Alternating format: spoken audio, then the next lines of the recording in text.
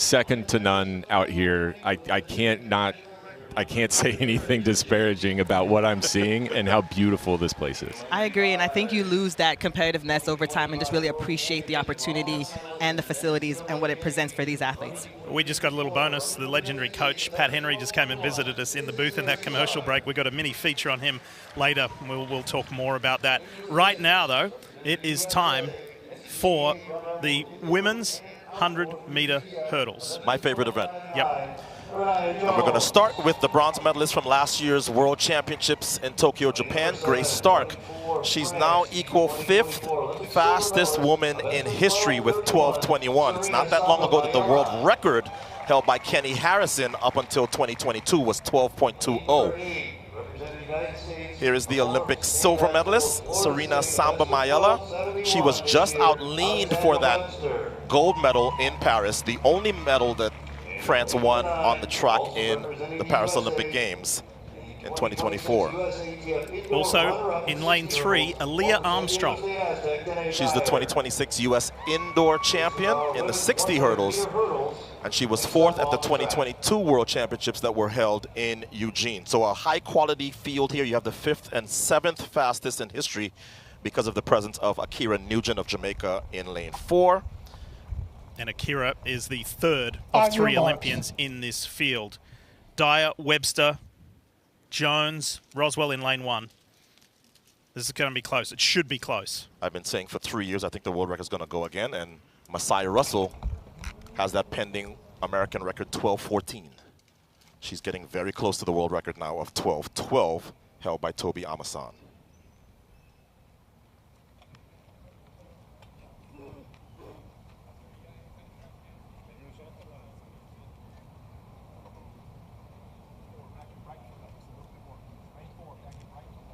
Stand up, stand up. There was a little bit of extra communication there from the officials to the athletes. Let's go inside baseball just a little bit.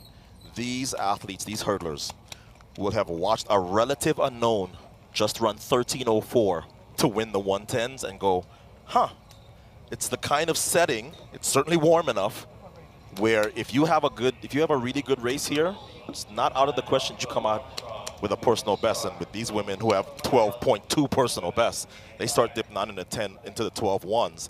You're talking about some of the fastest times ever into top 5. Well, and as you just said off air, we've seen 2 races, 2 personal bests. Yes, so we're off to a let's see very if we good can start. make it 3. It might be a good thing we're not doing any middle or distance races today. Yes, this heat and these would humidity be is oppressive conditions. It's going to be hard for the 800-meter runners, so anything over that would really be oppressive. All right, let's go back to the blocks. Let's try again.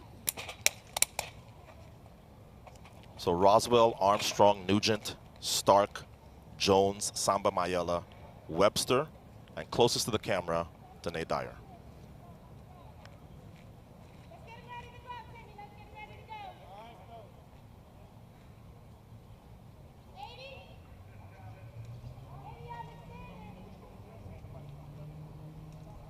Set. 3rd athlete from right is Serena Samba Mayela, France. What kind of a start did she get? Jones on her inside got an even better one. Jones is leading the way on the far side. How about Roswell? This is close. Roswell looked like she had it on that far side. That was a tight race. And let's wait for the scoring to confirm that. Roswell's confirmed 12:53. Demisha Roswell, the 27-year-old, on the far side. Yep, you see her in the pink there. She's the one separated from the hurdlers, quite frankly, with better credentials, but she kind of snuck them on the outside there, and nobody was able to get back in touch with her. So it is confirmed 1-2 for Jamaica. Roswell in first, 12:53. Watch her on the extreme left. Sometimes when you're in an outside lane, you can just focus on yourself. You don't get caught up in the positioning in the middle, and that's exactly what Roswell did. 12:53 season's best, and Nugent with a season's best 12:61. The surprise for me here is Grace Stark only 6th in 1277, and the Olympic silver medalist fourth in 1265. We're keeping this Lone Star State field going because Demisha Roswell, the Jamaican, competed collegiately, at Texas Tech. Take it away, Lewis.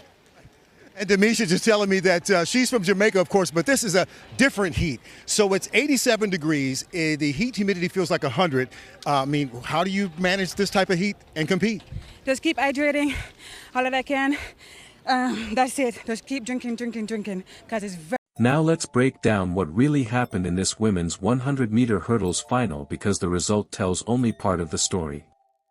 Coming into this race, most of the attention was focused on the American athletes and the established international stars.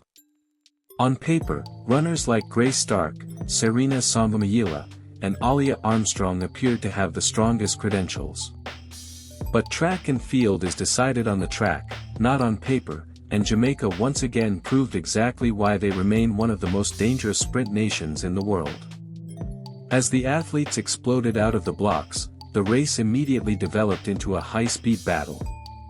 The American athletes showed excellent early acceleration and looked extremely sharp through the opening phases.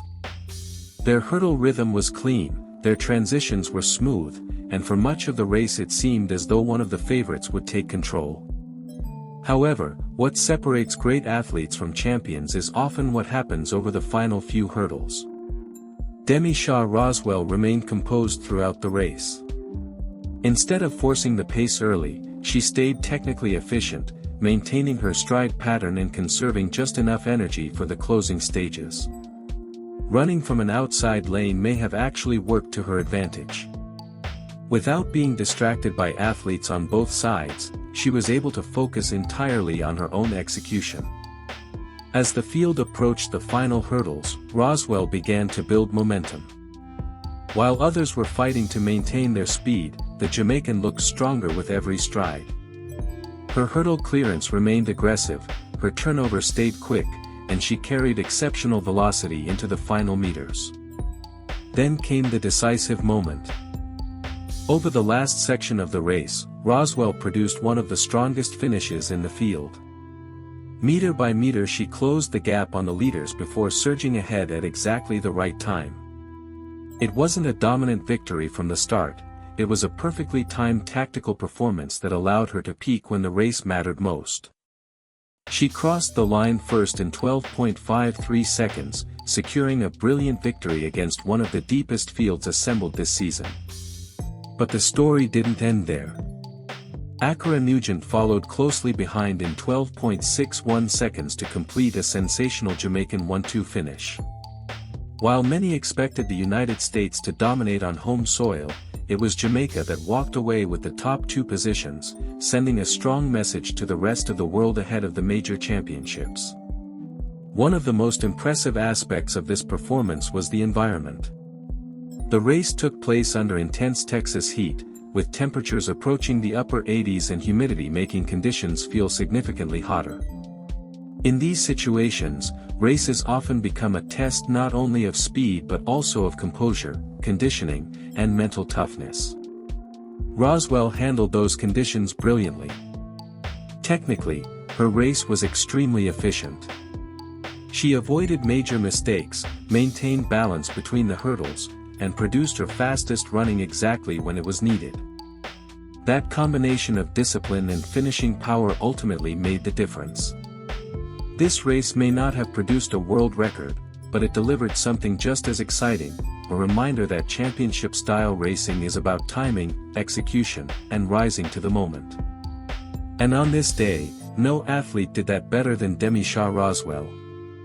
A statement victory. A Jamaican 1-2 finish. And perhaps a glimpse of what's to come later this season on the biggest stage in track and field.